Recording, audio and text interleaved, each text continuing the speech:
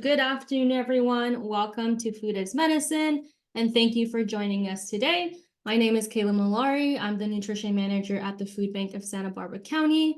It's a pleasure to have you all with us today. Presented in collaboration with Mosher Foundation, our shared mission is to provide free, equitable, evidence-based, and culturally aware nutrition education to empower our community. So today we're in for a delightful presentation called Honoring Heritage, Crafting Nourishing Meals and Snacks with Indigenous Ingredients.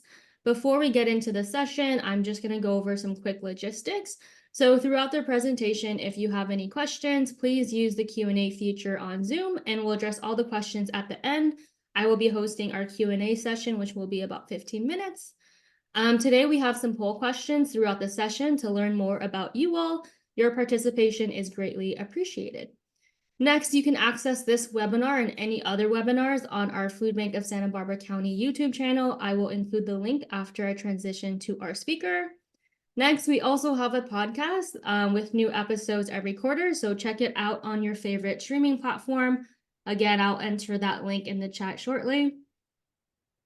Lastly, and probably most important, your feedback matters to us, so we kindly request that you take a moment to share your thoughts by completing our feedback form. Again, I'll put it in the chat shortly.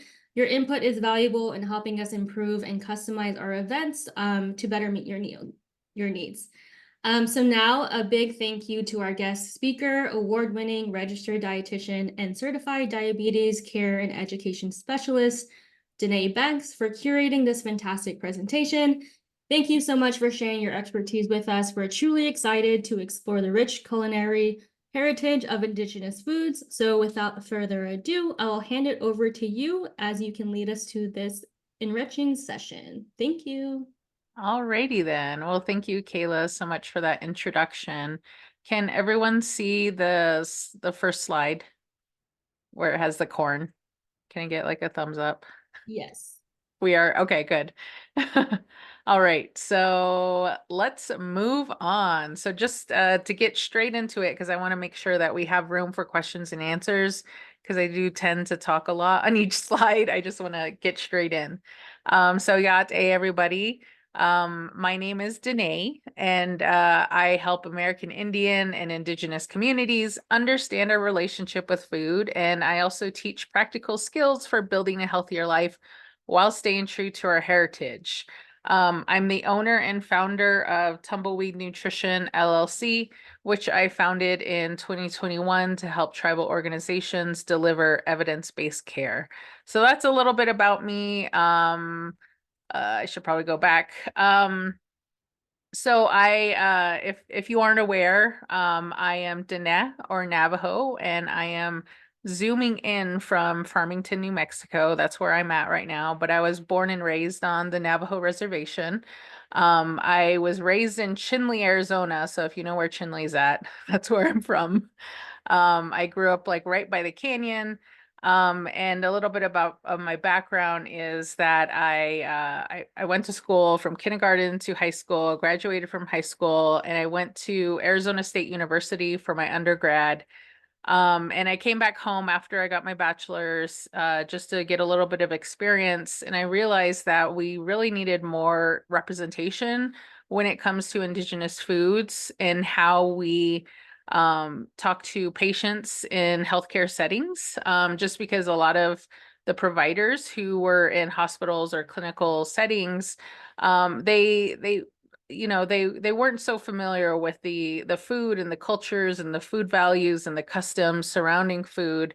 And so for me, I feel like it's really important to make sure that we are increasing that representation, to make sure our patients and our communities are receiving care that resonates with them, care that they can identify with.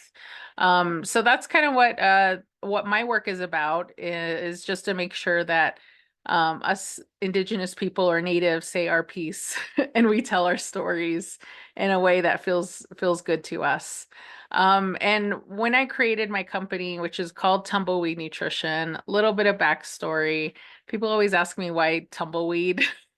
So I'll tell you the story. I don't really say it that much, but so growing up in Chinle, going back to Chinle, there's like a bunch of tumbleweeds everywhere. And so I called it tumbleweed first because, well, it reminded me of home. I was like, oh, look, tumbleweeds. That's home, when you see the big old tumbleweeds fly across the highway. And it reminds me of home. And the second reason, I think a more evolving reason is because I'm a dietitian and I've worked in the hospital and clinical settings for the past like 5 or 10 years, until I realized that I wanted to make a bigger impact and kind of start to move away from like a clinical role, and I wanted to be more of a consultant for tribal organizations. And so now I feel like tumbleweed means to me, like, how a tumbleweed just wanders everywhere. And so it's like I'm the wandering dietitian, just like the tumbleweed. So a little bit of backstory. So anyway, in forming my company, I kind of have these 4 values that I like to lean on. And as Indigenous people, we know that 4 is a sacred number for us.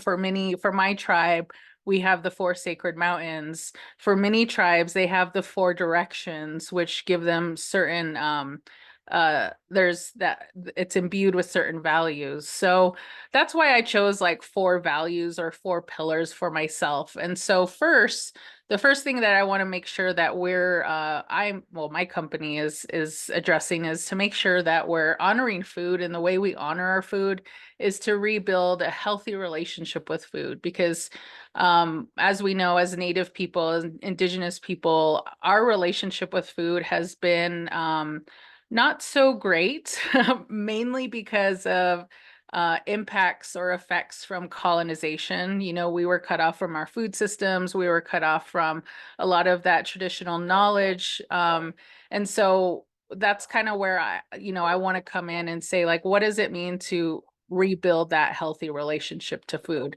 And a lot of that goes back to some native knowledge as well. Second thing is, of course, I'm a dietitian, so I want to help improve the health of my community, but also not only improving the health of the community, but also redefining what health actually means to our community. Because for so long we've been told that, I'm sorry if you hear my dog, but my dog's in the background, but for a very long time we've told that, if um us as Indigenous communities, we can only be healthy one way, and that way is maybe more of the mainstream way. But for my work, I want to make sure that we're part of that definition is rebuilding community connections. And so that's why I talk a lot about community when it comes to food, is because that's a lot of that ancestral wisdom that we have. The third thing is to create change, and what that means for me is to restructure our thought processes and the language that we use about nutrition. At least for the most part on my reservation, in my community, it's sometimes when we talk about nutrition or improving health, it's more of comes from like oh, you can't eat this, you can't eat this, that. It's very limiting. And some of it is also, some of the rhetoric has also been, you can't eat your traditional foods. And that's not right. We know that's not equitable. And so part of that, restructuring our thought process is, rethinking about how do we talk about nutrition? How do we talk about nutrition and food in more of a strengths-based way. And then the last thing is to support local. So some of my work, the work that I do also ensures that I'm working with local organizations and tribal organizations, because it's tribal organizations that need the most support. And some of my work also, I work with local Native-owned farms, because for me, I feel like it's not enough for me as a dietitian to say, oh, eat healthy, eat more carrots, eat more lettuce, eat more spinach, or all of those, quote unquote healthy foods, if there's no food to begin with. It's really hard to make any, changes in our health if we don't have access or if we don't have support to help facilitate that. So that's a little bit about my company called, and so I do just want to throw out a disclaimer out there. So I can only speak from my own perspective of my lived experiences as a Navajo woman and dietitian. And I know where I'm at, or where I'm zooming in right now, is the Santa Barbara region, in the California region. And me as a Southwestern tribal person, I may have different experiences as some of the coastal tribal people as well. So I do just want to make sure that we're aware of that. And I don't want to make it seem like, oh, we're all the same, because we're not. You know, there's 574 federally recognized tribes, and we all have different relationships with food, different relationships with the government, different relationships with the state, different relationships with our environment and our families. So I do want to make sure that I'm making that clear. And second thing is, everyone's health is different. You know, that's important to remember. You know, there's no one size fits all approach to health. So take what's helpful today and leave what's not. I attempted to imbue some more like coastal tribal foods in here, just to make sure that we're considering the region. But there may also be some Southwestern foods in here, because that's my tribe too. So just to give me a better idea of who's all here, or why you're here. We'll get to the other question later, but why are you here? And so we're gonna pop up a Zoom poll. And so the answers it's multiple choice, A, B, C, or D. A is to learn for myself. B is to better help my community. C is to learn more about my community. And D is all of the above. And we'll give you about 20 seconds.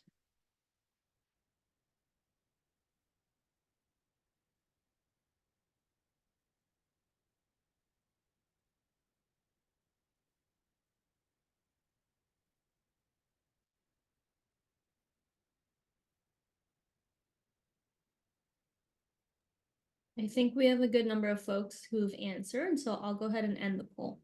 Okay, perfect. So it looks like everybody, or 66% of you, said all of the above. And second runner up would be 21% to learn more for myself. 11% said to better help my community, and 8% said to learn more about my community. Okay, so great. We are all in the same boat, because I'm always here to learn too. And so that's good information for me as well. Thank you. Okay, so moving forward, what are we going to learn today? Well, first we're gonna learn about many different things, and I may not cover everything because 1 hour isn't enough. I actually have like day-long workshops addressing this, but we will try to squeeze it all in. And definitely, if you have any questions, feel free to put it into the chat box, and then we'll address it after the presentation. Or if I see something in the corner of my eye, I'll try to address it while I'm talking. So what are we're going to learn we are going to learn what are indigenous or cultural foods. What's the difference? We're going to learn about ideas for including indigenous ingredients. We're going to learn about why is including indigenous ingredients important. We're going to learn about the nutrition content of select indigenous ingredients. And also, what's the current relationship to food in our communities? And not only current, but also what was the historical or traditional relationship to food as well. So let us move forward. So a lot to cover, right? So why is this important? Why do I think it's important to talk about indigenous foods, and how do we make it part of our health, and how do we make sure that we're eating foods that resonate with our communities? I kind of come at it from 6 different reasons, 6 different benefits. So first thing is I think it honors what's important to us. And so for many indigenous tribes, or American Indian tribes, and just so you know, I'm going to flip between American Indian, Indigenous, Native American, or I may say Native if I'm being very casual, just so you know. But for many American Indian tribes, it honors what's important to us. So food is very important, and a lot of food is also integrated to a lot of family functions, also ceremonial purposes. And so, I like to say food is love. Food is nourishment, and food can nourish us both physically and emotionally. And so the second thing, again, it goes back to building nourishment. It's not just there for the physical aspects. It's not just, okay, I eat Navajo sumac berries because I know it's going to give me vitamin C. That's not the only reason I eat it. I eat it because it connects me to my ancestors. It connects me to my family. It connects me to memories. So that's a form of emotional nourishment.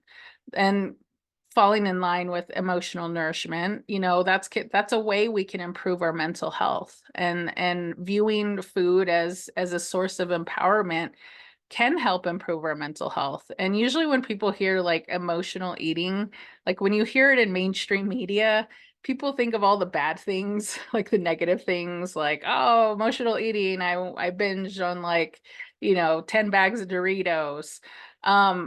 But also thinking about it if we flip it around and say, you know what, it can also be a positive thing. And that's okay. That's okay for us to embrace food as a form of love. So fourth thing is we learn to overcome challenges.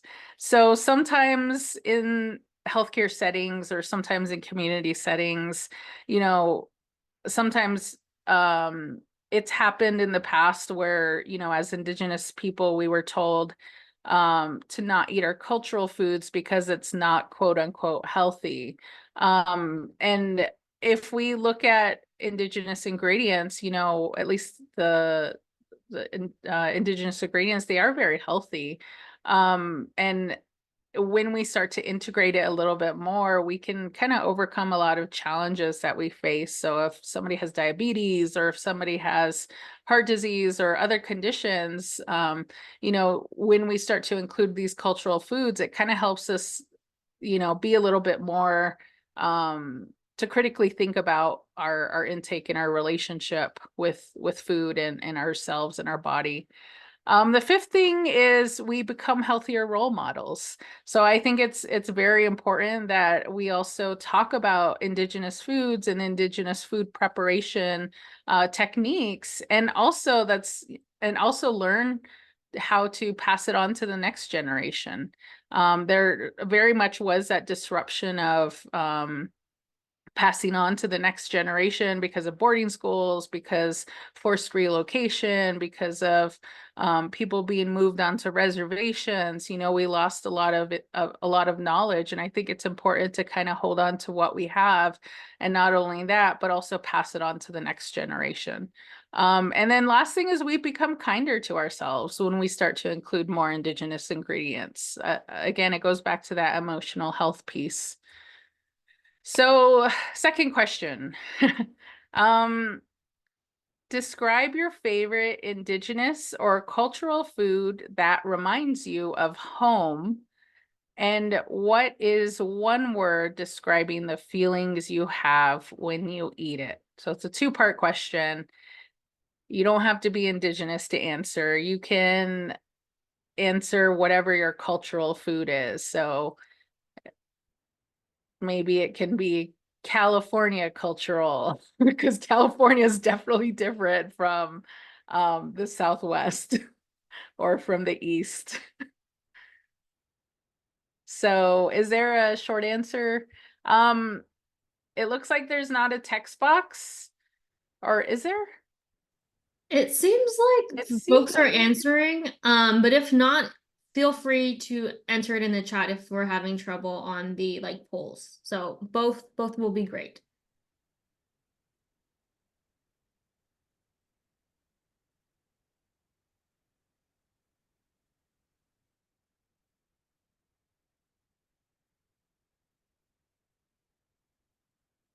and I'll tell you mine while we're waiting, while we're waiting for people to enter.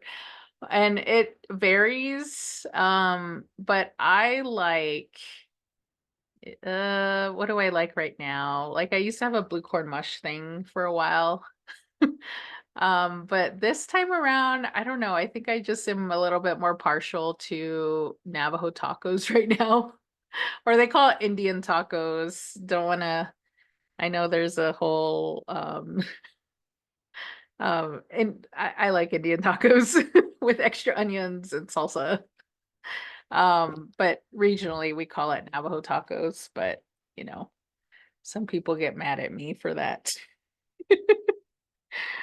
They say it's not Navajo, it's Indian. And I'm like, but my mom made it and she's Navajo. So, okay, let's look at some answers. Let's see if we can pull that up.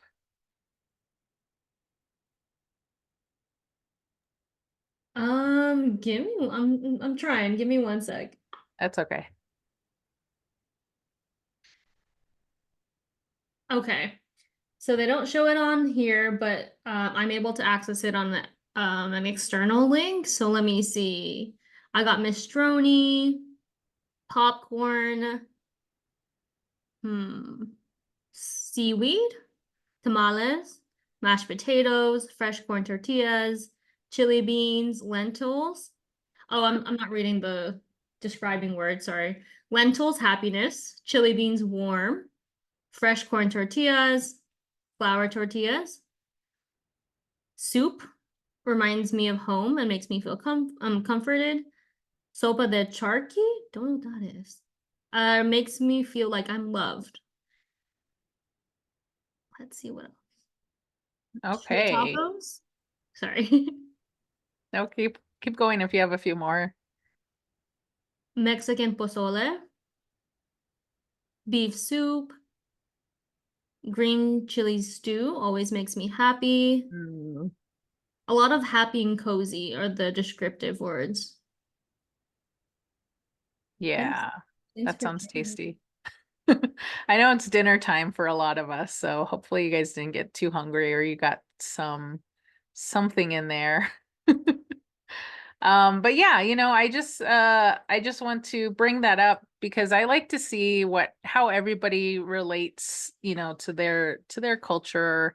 And food is a definitely a way to see what's important to that person, and what they value. And so, this brings me around to defining what is healthy food. Because sometimes when people say like, oh, comfort food, like sometimes people think, oh, that's all comfort food is not healthy. And it's like, no, it can be, and it goes back to that redefining the language that when we talk about nutrition. And so I would also propose that healthy food is not just about what type of nutrients in there. It extends beyond that. So yes, maybe healthy food has like a mix of carbohydrates, protein, and fats. Maybe it has some vitamins, minerals, and antioxidants. Maybe we can make it a little bit more colorful. And then what's important for us, many of us, is that it's convenient and easy for us to access. And so if you don't have access to kale, but we're saying like you have to eat kale, it's not really healthy because no kale isn't healthy if you don't have access to it. And if you're, some foods are very expensive. Some of those more nutrient dense foods are expensive. So I would say the healthy food is the ones you have access to. It can also be food that's delicious to you. And sometimes people, they think of healthy food and they think of like boring salads.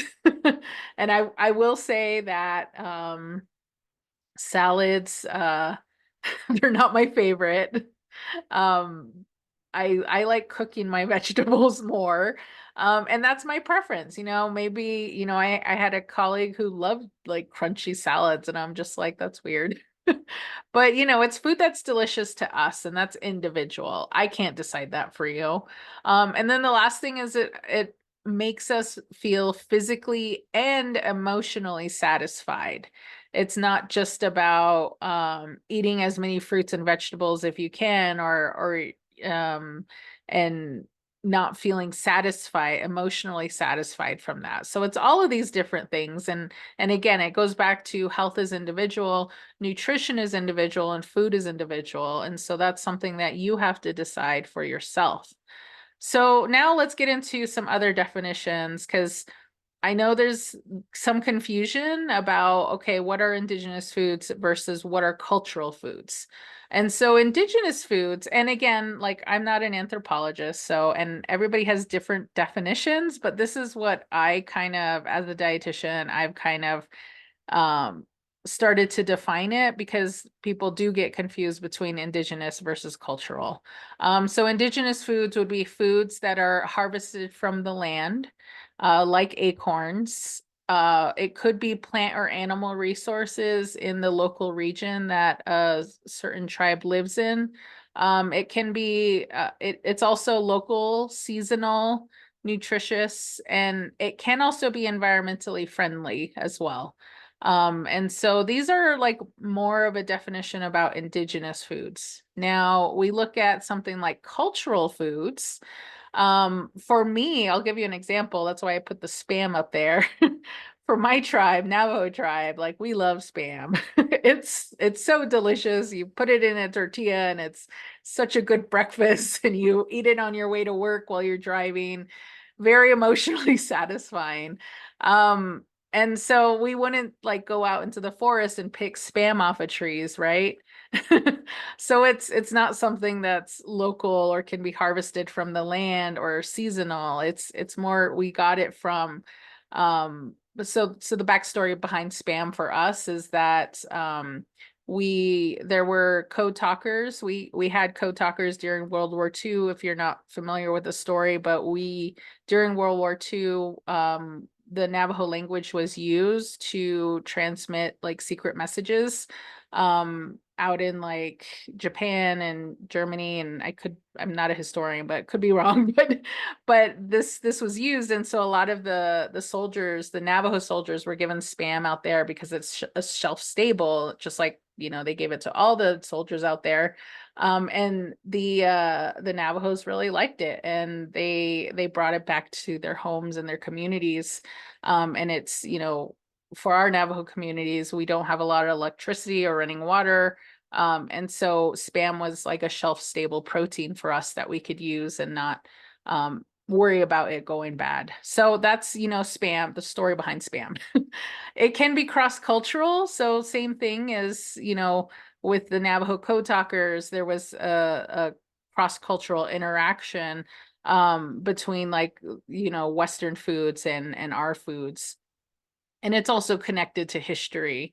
So there could be history behind it. So with some native tribes, some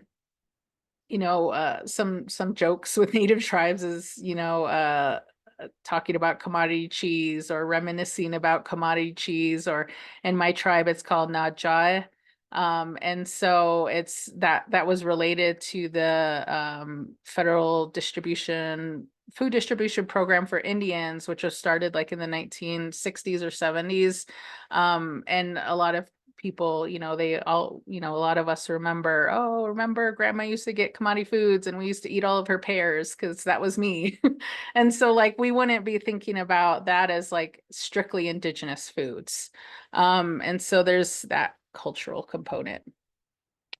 So just to get into it, food regions, just so you know, like I keep saying, I'm a Southwest tribe. California is definitely different than Southwest and so every region has different access to different foods. And so indigenous foods really depended on the region that they're at. And each tribe was a different mix of agricultural versus hunter-gatherers.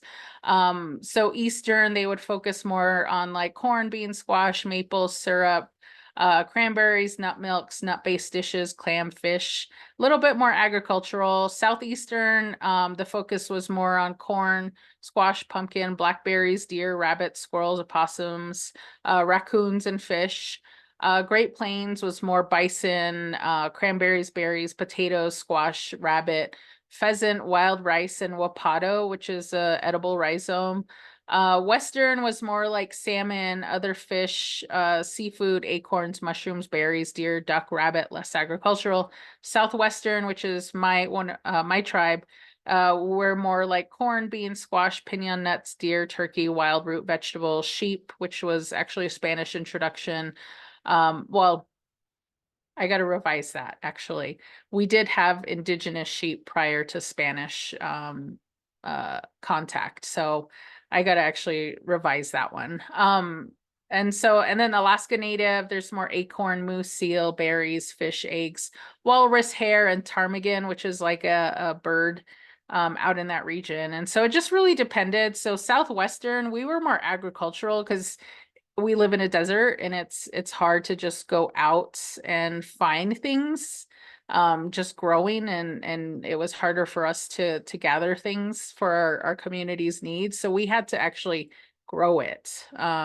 Whereas places where it's more of like a forest or there's more biological diversity, there was less need to become agriculturalists. And so again, it varies from tribe to tribe. I'm making a very general statement there. So just keep that in mind too. And that's why I think it's really important for the community that you're working in or the community you're from. You have to find out what that community's foods are like what are the specific names. If you can find out like the indigenous names for them, that's even better. But every tribe is different. Okay, so and I just wanted to give you a highlight of all the different indigenous foods that are out there, because I think it's worthy to note that about 60% of the current world food supply, like 2024 world food supply, has indigenous American roots.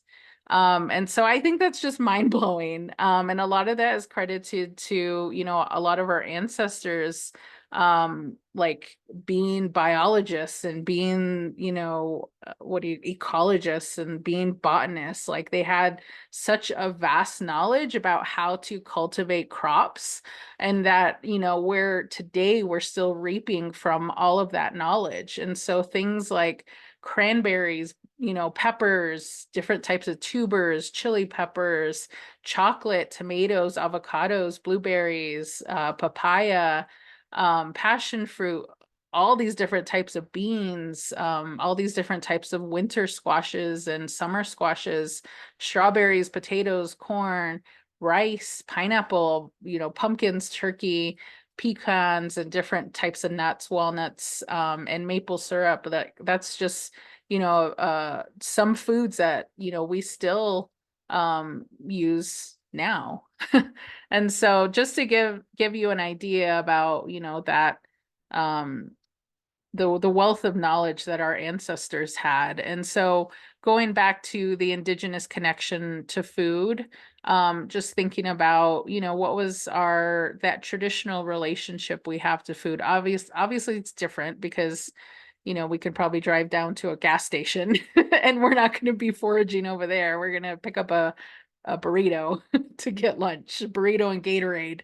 But the his traditional relationship prior to colonization, it was more of a holistic approach to food, animal, and plants, and it recognized that interconnectedness and the interdependence of all living things. Animals and plants are considered sacred beings, and for many tribes, they're considered relatives and sacred relatives. Like we can say, for us Navajo, for my tribe, Navajo, corn is very important to us, and we use it in a lot of different ceremonies.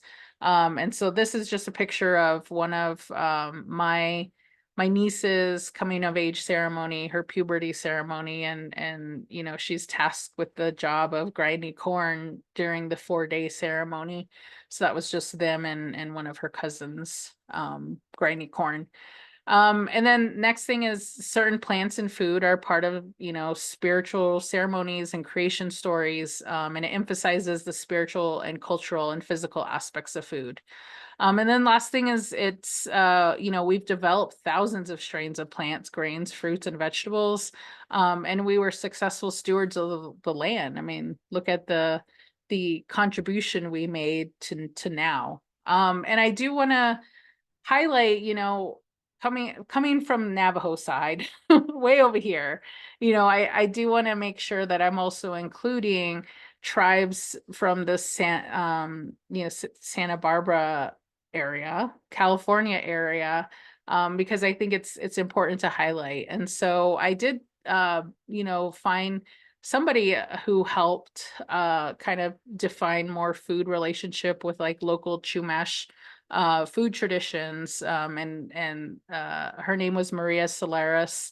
And she would, help out this anthropologist who um described a lot of Chumash food activities. And so she had mentioned they had a song for everything. They had a formula for it, referring back to her ancestors. And then the thing was theirs. If they were going to gather acorns, they sang first. And so looking at also for me, my tribe, Diné, we have that same relationship as well. And for example, the yucca. So yucca is an indigenous plant that grows in the southwestern region. And the yucca was viewed as holistically, and it encompassed physical and spiritual and cultural aspects. It was used for like its, fibers to do baskets and sandals and mats and cordage. The fruit was also used historically. Now we don't use it so much. I haven't really seen any dishes like using the fruit from the top. From what I understand, it tastes like cucumber. So one of these days I'm gonna find the yucca fruit, and see if I can prepare it. And so with the yucca, permission is asked and gratitude is offered prior to harvest.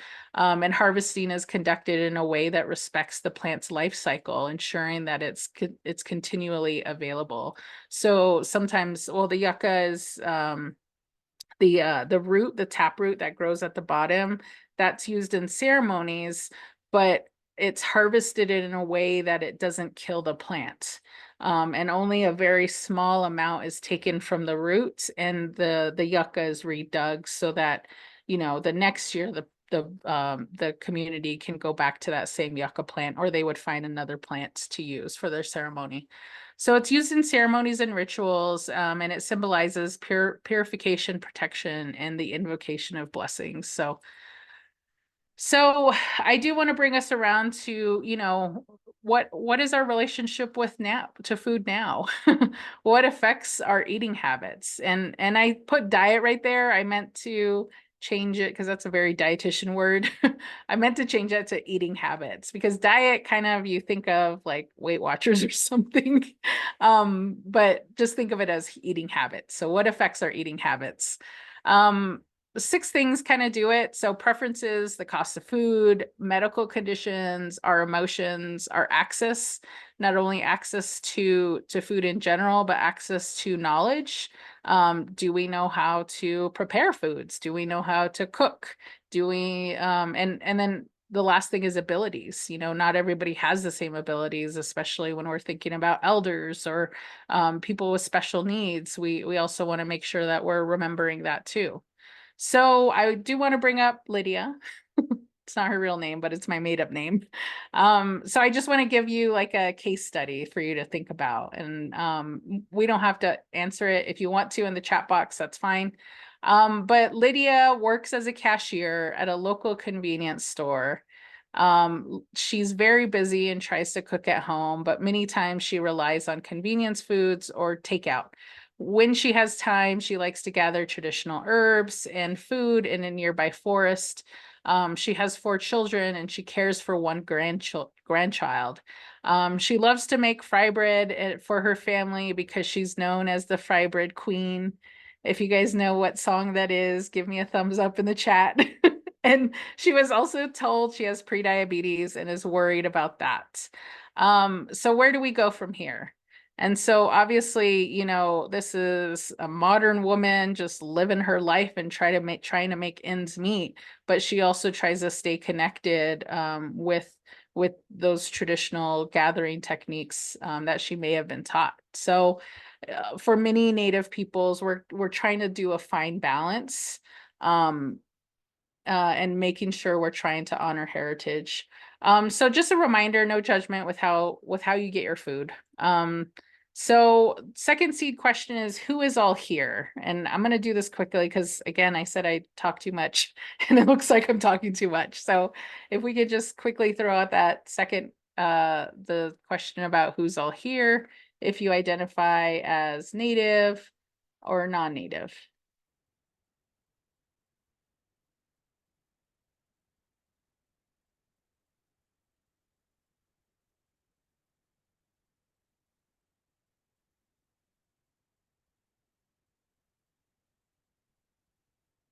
Okay, so it looks like 88% of you say that you do not identify as Native or Indigenous or American Indian or Alaska Native. 12% say you do identify. Okay, that is good information. So hopefully this is helpful to you. Okay, so for just nutrition basics, so let's get into the nitty-gritty. So focus on what you can add in. Don't be too hard on yourself. Focus on what you can do right now. That's what I like to tell my own community members, because there's so much nutrition information out there and so much conflicting nutrition information out there. So what I tell people is I say, look at the food groups. Let's start at the beginning. And this is where we can start thinking about how do we add in indigenous ingredients. So what I like to say, how to make like a balanced plate or a balanced meal or snack is to try to make sure we have 3 to 5 food groups for a meal, 1 to 2 food groups for a snack. And so when we're making a meal or snack, when we're starting out, I suggest, choose your favorite native food. Doesn't matter what it is. It could be fry bread. Ask yourself which food group is missing. And so going back to 3 to 5 food groups for a meal, 1 to 2 for a snack. And add it in until you add up to if you're going for a snack or if you're going for a meal, and enjoy your meal.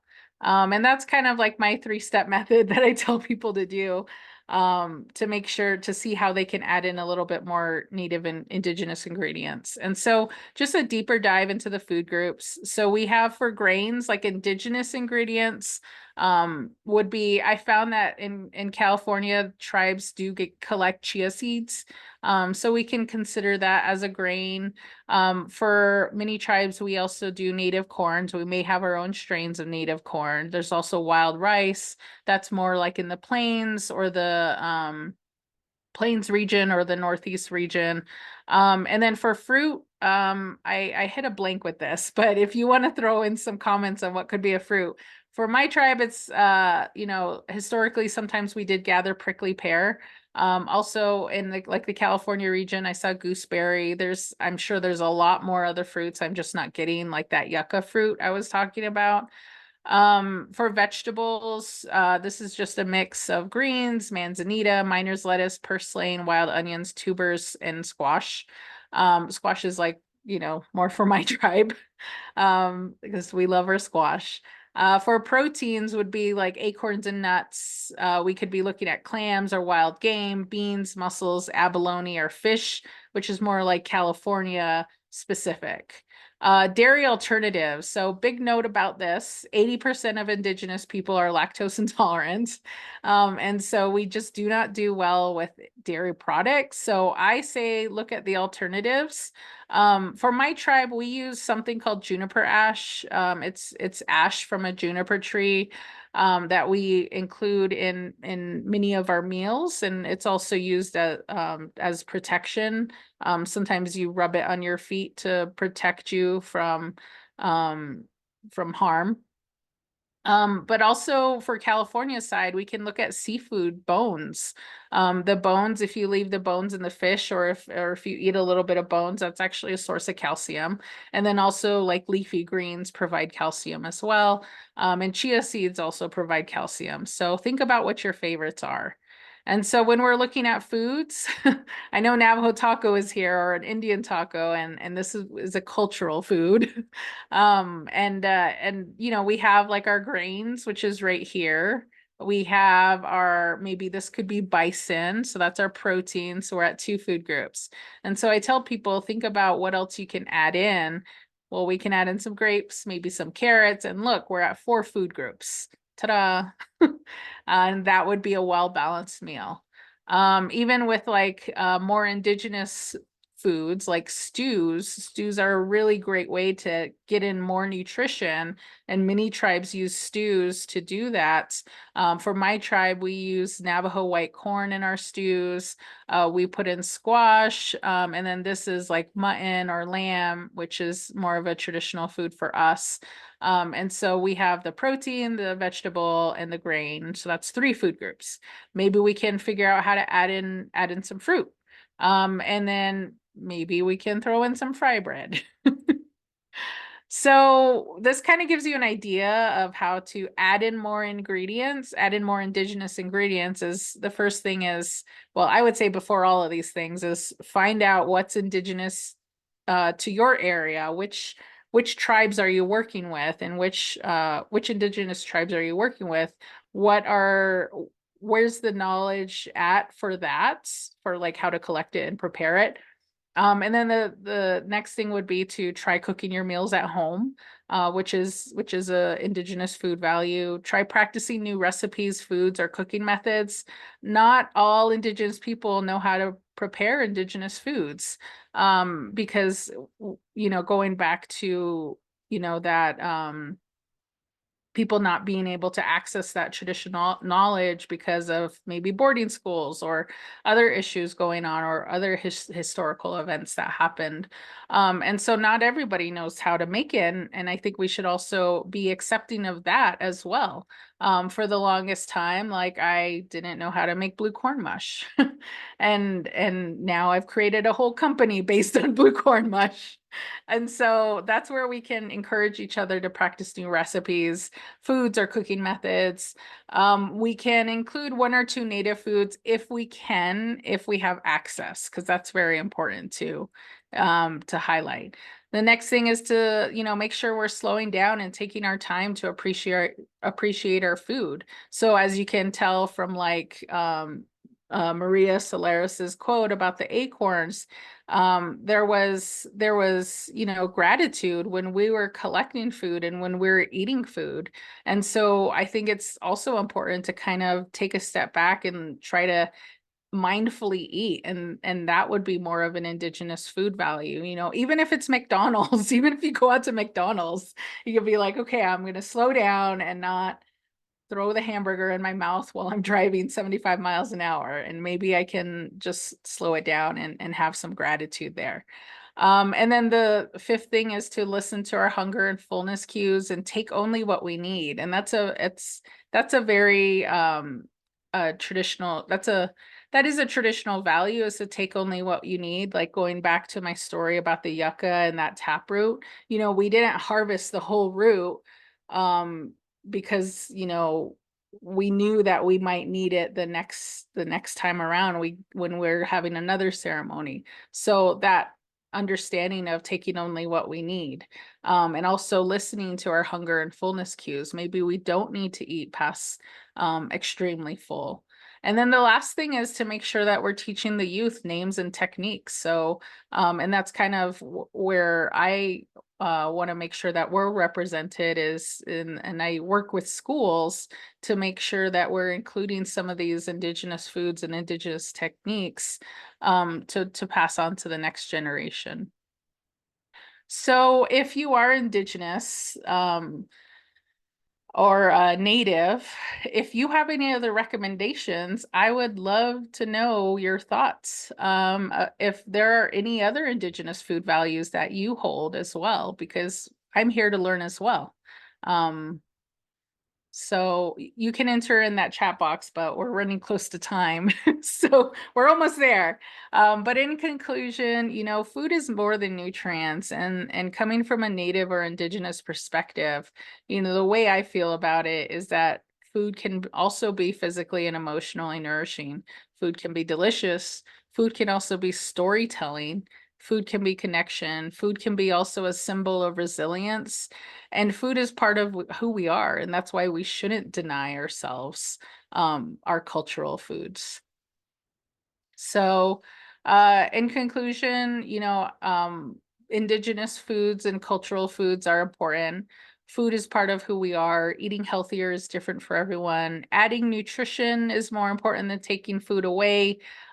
So think of that method of, okay, 3 to 5 food groups. If I can add in an indigenous food, great. If not, then have compassion for yourself, have some grace.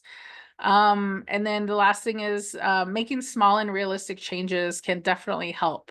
So for sure, I'm not going to tell you you have to go completely indigenous foods all the time 100% because that's not realistic. And so that's why I kind of crafted the title in that way, is like, how can we create meals and snacks with indigenous ingredients, and not say like, how can we indigenize our diet? And some people are for that, and that's like more power to them. That's really great. But for many people that may not be accessible to them. So we also got to make sure that we're keeping that in mind too. And so last thing is conclusion. I feel like I'm on 3 conclusions now.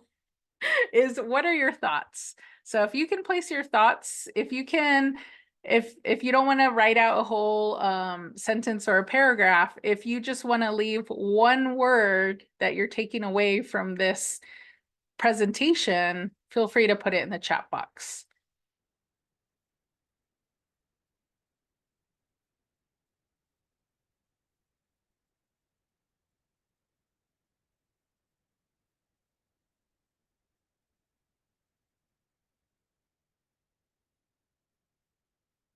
Okay, so we got some people. Native foods are everywhere. They are.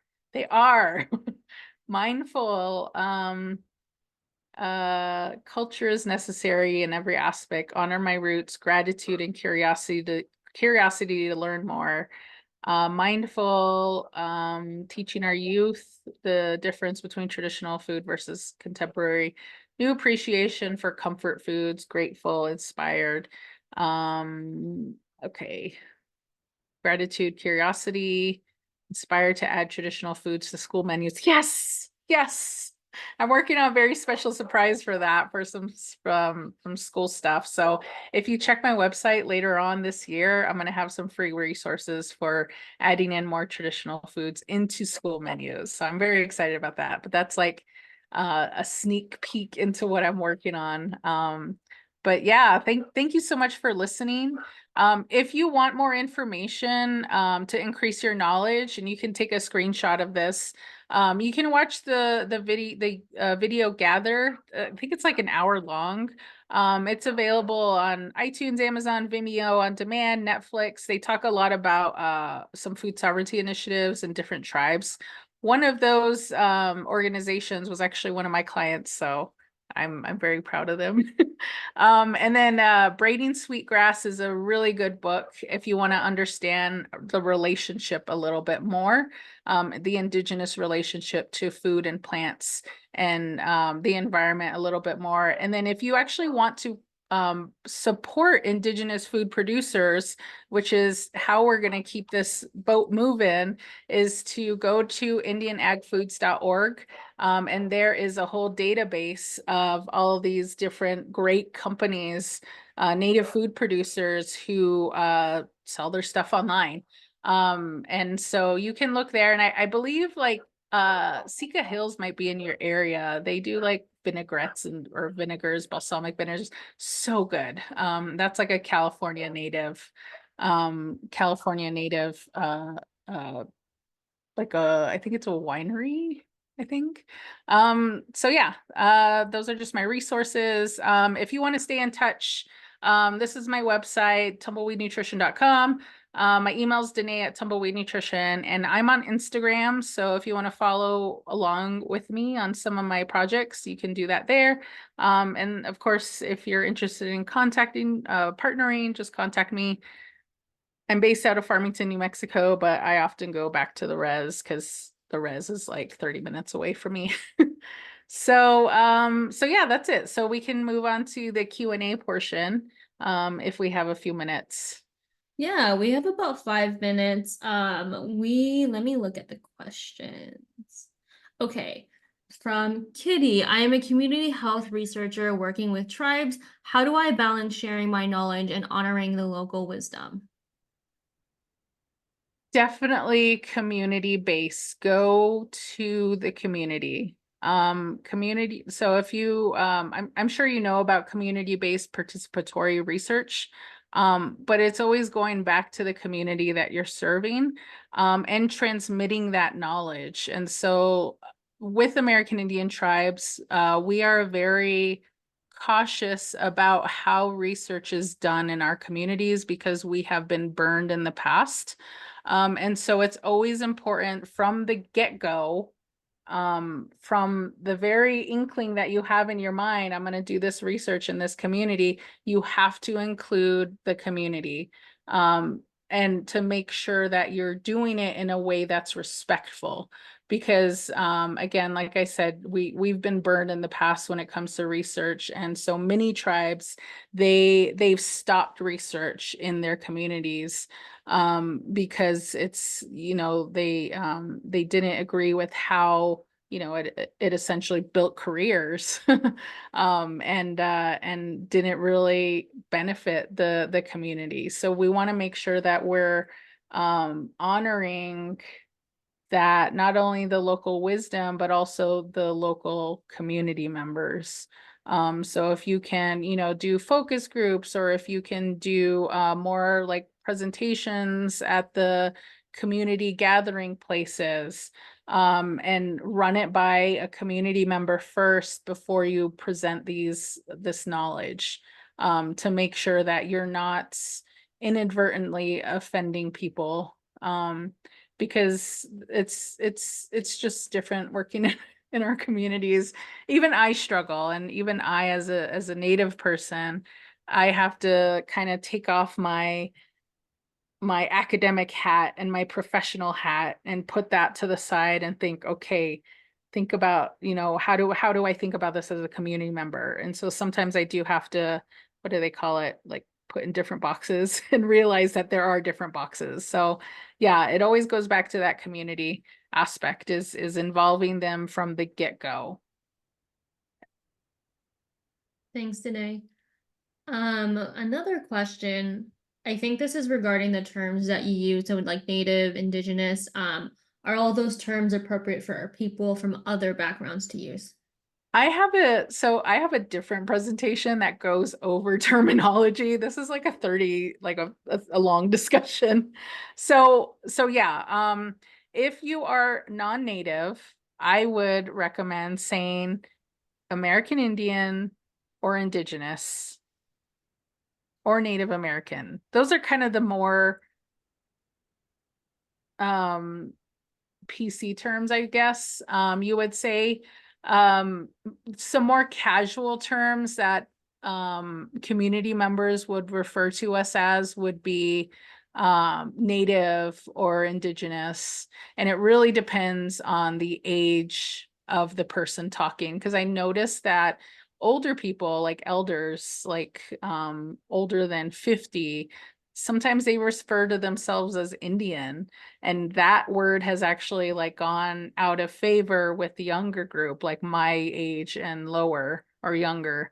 And so it always comes down to asking the person's preference first. What do you prefer? And ultimately, I always say, like, go back to the tribal name if you know. So for instance, if you were referring to me, and you were non-native, then I would say, oh, just call me Navajo or Diné. But if you didn't know my tribe, then you could just say American Indian or Indigenous. That's my preference, but I know every single every single person, every single Native person out there I've talked to, when I ask them about it, they have different preferences. So it's always just safe to ask rather than assume. I think that's all our questions. Thank you, Danae. Thank you everyone for participating and engaging with us. A big thank you to Denee Bex for her valuable insights, as well as like sharing your story. We really appreciate that. I hope everyone found today's discussion helpful. Let's continue to explore the rich world of nutrition and cultural cuisine together. Thank you again for joining, and until next time, take care. Thank you. Bye, everyone. Bye.